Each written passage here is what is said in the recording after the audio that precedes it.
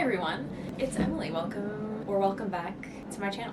I'm so excited for today's video. I can't even. What is going on with my hair? Anyway, hey, my name's Emily. I put out new videos every Tuesday and Friday. I love the books. My face is half lit right now. Is that any better? Oh, a little bit. I'm so happy you're here today. I'm doing a book haul. I made a video going through my entire physical TBR, which I have here on this cart. I can link the cart down below as well, and I have another video where I build the cart, if that's of interest to you. But yeah, in my physical TBR video, I basically talk about the negative environmental impact of just kind of blindly buying books. If you want to learn more about that, I'll link the video, I think, here. But I just wanted to say, I was very intentional with the books that I bought. I kind of made a promise to myself that if I buy books, hold for plane.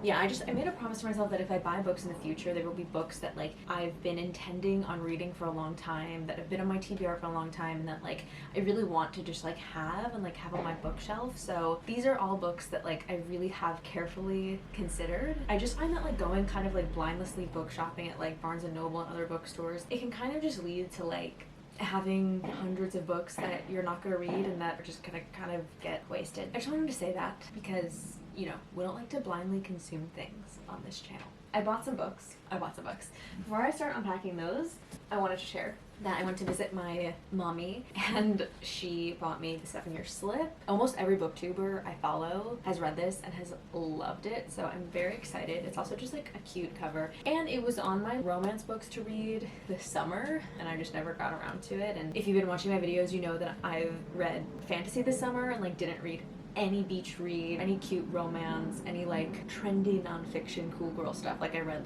fantasy. This is basically about a couple, one is living 7 years in the future and one is living in the present, so it's they meet each other at different parts of their lives. There's time travel involved. I don't know if I explained that well. Everyone recommends it very highly. It has 326 pages and it seems like a pretty quick read, which is kind of what I'm about right now. I just want to get through a few books. I've been reading long fantasy books. Let's open these books now. My boyfriend's 30th birthday is coming up and I've been also ordering him little... Oh, this is neither for my boyfriend or a book, but root touch-up for my gray hair.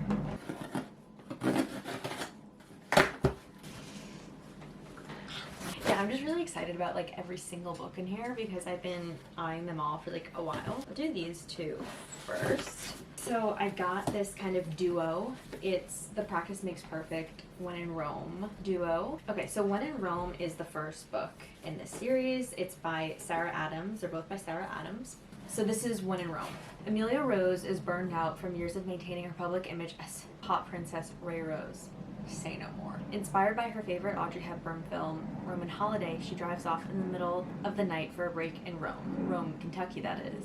Running the pie shop his grandmother left him, Noah Walker is busy enough as it is, but after finding Amelia on his front lawn in a broken down car, he decides to let her stay in his guest room, on a very temporary basis, of course. As the two of them grow closer, Noah starts to see a new side to Amelia, kind-hearted and goofy, yet lonely from years in the public eye. Amelia may have to go back to her other life someday. For now, she's perfectly happy falling in love with the cozy small town she's found herself in, and her grumpy tour guide isn't half bad either. I love stuff that's about the trope of out-of-touch famous star meets small town guy, and it's a Hallmark movie in a book. I'm nervous to read the back of this cover just because I do think that, I don't know if it's the same characters, but I just don't want to give anything away, so I'm not going to read the back. These books I hear are just the quickest, most palate cleansing books ever, which is, like I said, kind of what I'm into right now, just for the next month or so. So we have 305 pages.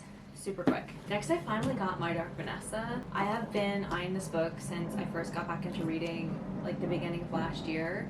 It's a dark book. As for all books, just read the trigger warnings, content warnings if you have any material that you're sensitive to. This is probably going to be more of a January read for me. I like to read depressing books in January because January is the most depressing month of the year. So it looks like it goes perhaps back and forth between 2000 and 2017. So in 2000, Vanessa is 15 and she has an affair with her 42-year-old English teacher. And then in 2017, when the Me Too movement started, the English teacher has been accused of sexual abuse by a former student who reaches out to Vanessa, and now Vanessa kind of has to choose like what she wants to do. Is she going to remain silent or is she going to come forward? And dark. I mean, it's called My Dark Vanessa, but important story. It's a very compelling cover. This has been on my list for a really long time.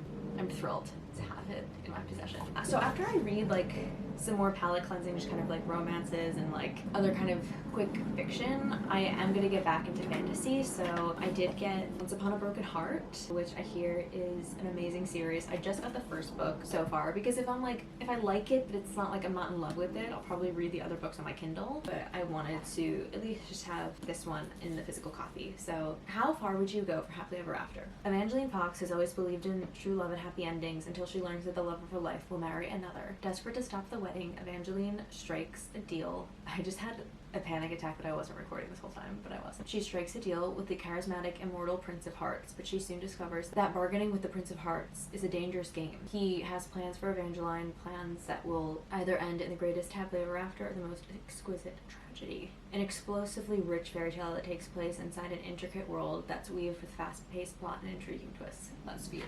Seems like a quick fantasy as well, like the pages seem like they move fast. I'm coming off of reading Throne of Glass. I have still Kingdom of Ash to read, but those are like long books, so this just seems like a quick read as well. This is probably one of the full series that I bought. Yes. Oh my god, I'm so excited. So this is called the Folk of Air series. I just thought it was called the Cruel Prince trilogy. Again, like what I love about this, first of all, is that it is like a very highly recommended fantasy trilogy, fantasy series, and the books are short, which is what I'm in the mood for. There's just something about like reading like so many 600, 700 page books in a row that I just like, I need to read some short books. So it comes with Cruel Prince. The second book is The Wicked King. The third book is Queen of Nothing. I will read again with a series just the back of the first book because especially with fantasy I don't want any spoilers. I read the back of the second ACOTAR book when I was reading the first book and it just gave away like what happens at the end, so never gained. This is Cruel Prince. It's almost 300 pages or a little over 300 pages I think. Oh, it's 370. Okay, sharpen your blade, harden your heart. Jude was 7 when her parents were murdered, and she and her 2 sisters were stolen away to live in the treacherous high court of Fairy. 10 years later, Jude wants nothing more than to belong there, but many of the Fae despise humans, especially Prince Carden, the youngest and wickedest son of the High King. To win a place in the court, Jude must defy him and face the consequences. Cute. That's the first box. Second box is a little bigger.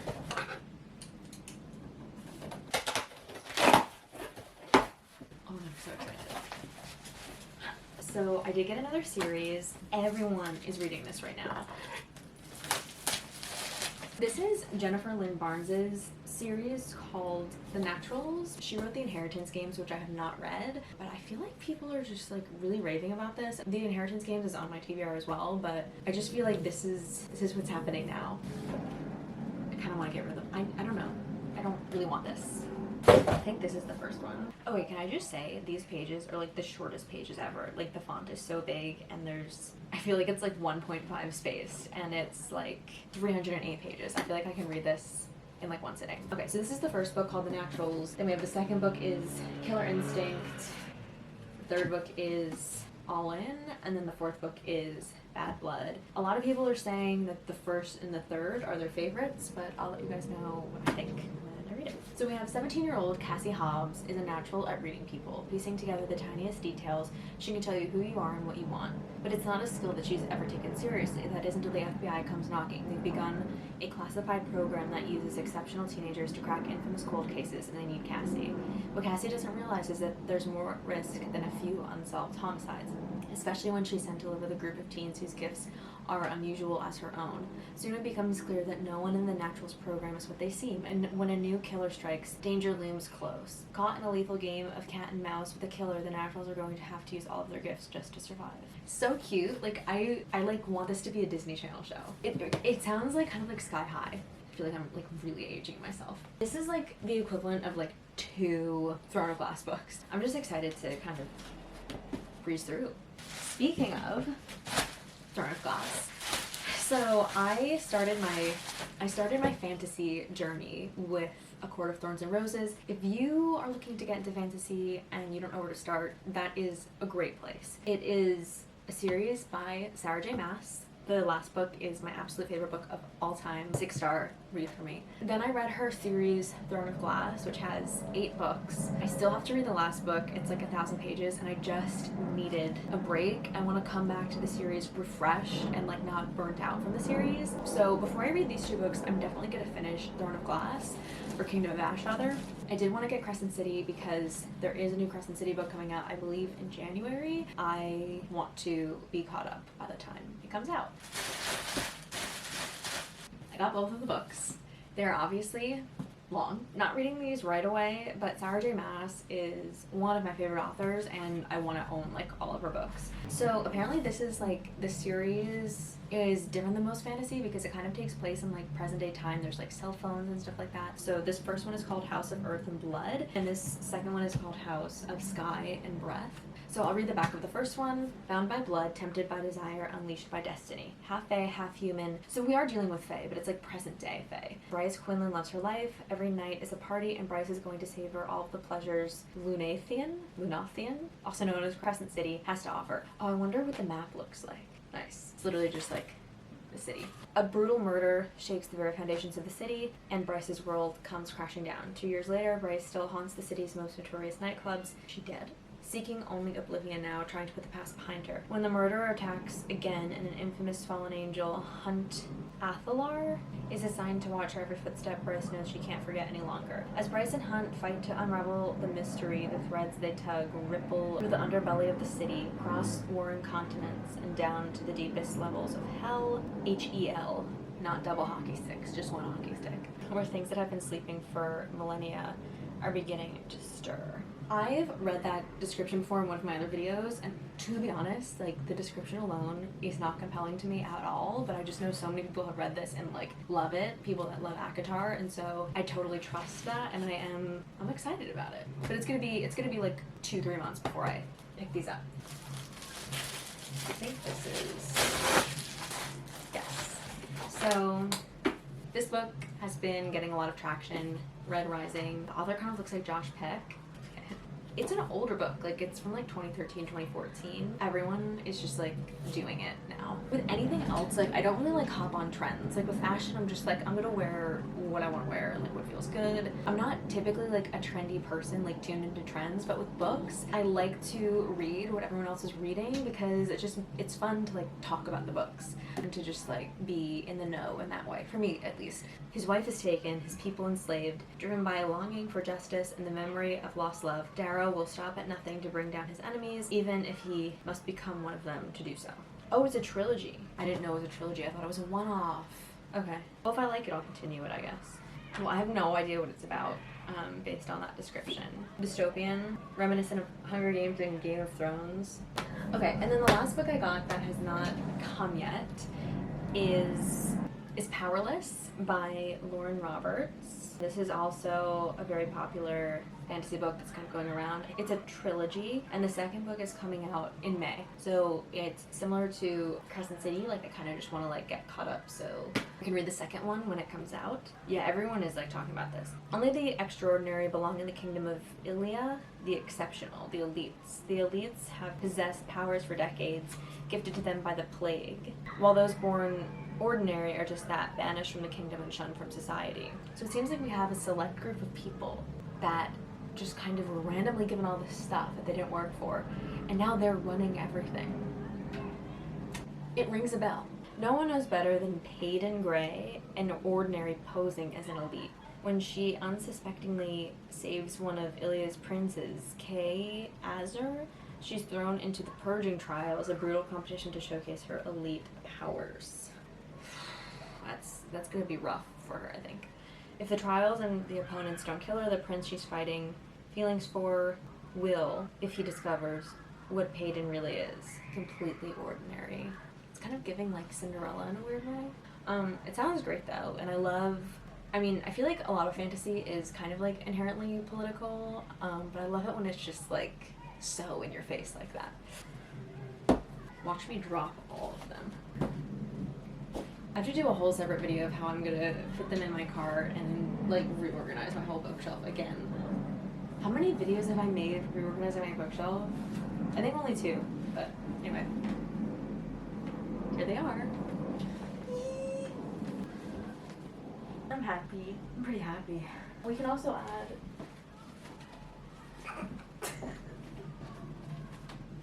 7-year slip. Anyway, that is my book haul. I'll obviously let you guys know what I think about these as I read them. You can follow me on Goodreads. I'll leave my profile in the description below if you have any thoughts on any of these books. A lot of them are pretty popular, so I'm sure some of you have read a handful of them. So let me know what you think, or if there's any you recommend like really starting with, or whatever. Right now I'm tackling the TBR books that you guys selected on Instagram blindly. So I'm kind of, I knew that was gonna happen. So I'm taking care of those now. Hope you guys have a lovely week. I will be back on Friday with a fun tier ranking video, so stay tuned for that. Yeah, have a good one. See ya. Bye. I want to get up and turn the camera off, but... No. Pretty Caroline, oh, oh, oh, oh, stone